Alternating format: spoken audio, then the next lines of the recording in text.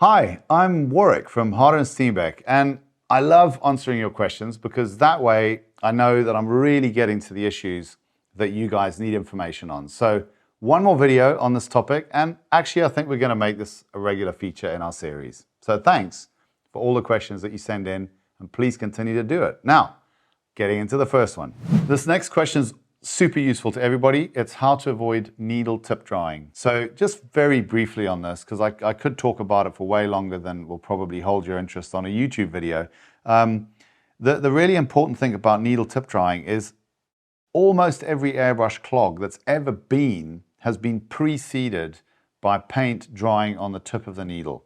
Okay, so it's really important to learn how to deal with it and to learn to look out for it. So the first thing is, how can we avoid tip drying most of the time? And it's this, it's super, super easy.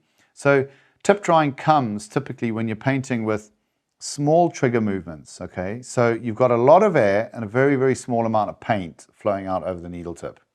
Okay, so the chances of the paint drying on the needle tip are high. So the analogy that I use is, if you imagine a handkerchief hanging on a line on a windy day, on a washing line, and a big towel, the big towel will take longer to dry because there's more moisture in that towel than the handkerchief. So it's kind of about the air to paint ratio. So when you're painting with tiny trigger movements, doing a lot of detail, lots of air, not much paint, paint dries faster.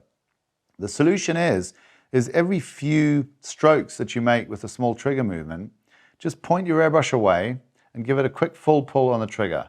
That puts a rush of wet paint over the needle tip, cleans it up, and then you come back and continue to paint. And you can work for hours if you just get into that habit of just this quick little blip on a full trigger, just to wet the needle tip, clean it up, give a couple of taps on the air valve after that, just to make sure you blow some air over to make sure that there's no paint left on the needle tip before you go back onto your subject. So when I remember when I learned that, it's about 20 years ago now, it actually really, really changed how much I enjoyed airbrushing, because I was able to push tip drying away from being a constant factor, because paints weren't quite so good back then, to something that happened occasionally.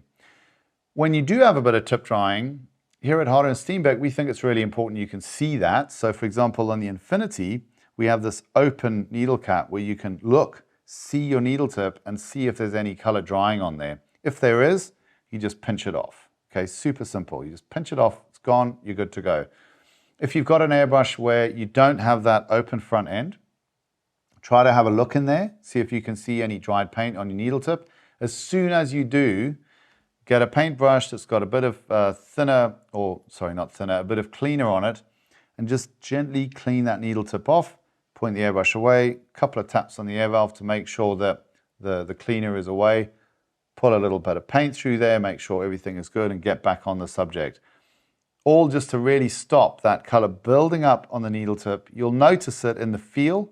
You feel like you need to start pulling the trigger back more and more, and that's because the needle is growing in circumference and starting to block your nozzle, until eventually, if you let it go long enough, when you pull that trigger back, you're going to scrape off some dried paint in the mouth of the nozzle. When you let the needle go back forward again, it compacts it, and then you've got a clog and a problem. So trying to avoid having a colorful needle tip in the ways I've described, it will really make your airbrushing so much more enjoyable and so much more seamless, which is really what it is. We don't want anything getting in the way of the flow of creativity. What's the difference between a single taper and a dual taper needle? So most manufacturers in the airbrush industry now have gone over to a dual taper needle. Essentially what that means is, looking at the front of the needle, a single taper needle just comes in with one taper that never changes right the way to the tip. A dual taper comes in with two angles, and then as you get close to the front of the needle, it has another taper angle that kind of makes the needle seem a little bit shorter at the end. Now, the reason why that's important is because the path of the paint that comes off the needle at the very tip of the needle, if it comes off before the focal point, you can actually get finer detail. So the weird thing about a single taper is it looks longer and more pointy and finer. It actually doesn't deliver that. in terms of performance at all, because it means that you can't, that focal point that that single taper goes to, that's the finest point that paint is ever going to reach. After that, it's all diverging again, okay?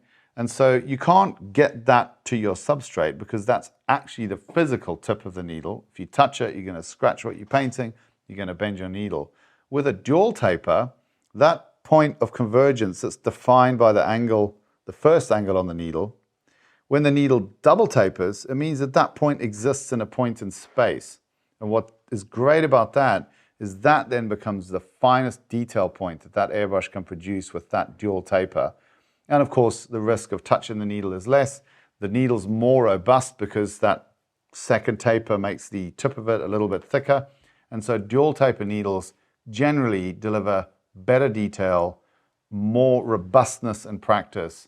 And yeah, they're just all around better. And you know, single taper is pretty much a thing of the past, I would say. Somebody's asked if you can interchange needles from one manufacturer to another. I mean, generally I'd say no, because I think you've got to trust that the people in whichever manufacturer you've chosen to buy your airbrush from have gone to the trouble to match their needle design with their nozzle and their air cap design. So I would encourage you not to do that. It's not to say you can't. Of course you can, because it's your property and you can do with it what you choose. But one thing I would check before doing that is that the gauge of the needle body needs to be the same as the one that you're trying out, because if it isn't, then your needle seal isn't going to work. So I don't think that there's a lot of benefit to experimenting with that. It sounds like you'd have to spend a lot of money to maybe learn nothing. But you know, if you want to go ahead and do it, then do, but just check that the gauge of the needle where it passes through the seal is the same, because otherwise when you put that in, if it doesn't seal, then it won't work. And if it's too thick, then you might get it stuck in there, and wouldn't want either of those things to happen. Please like and subscribe to the channel. And more than anything else, please comment and give us your questions on the issues that you'd like to know more about. Give us ideas for features, because really the whole point of this channel is just to serve airbrush users and give you more of what you need to know from people like us. Thanks so much for your support.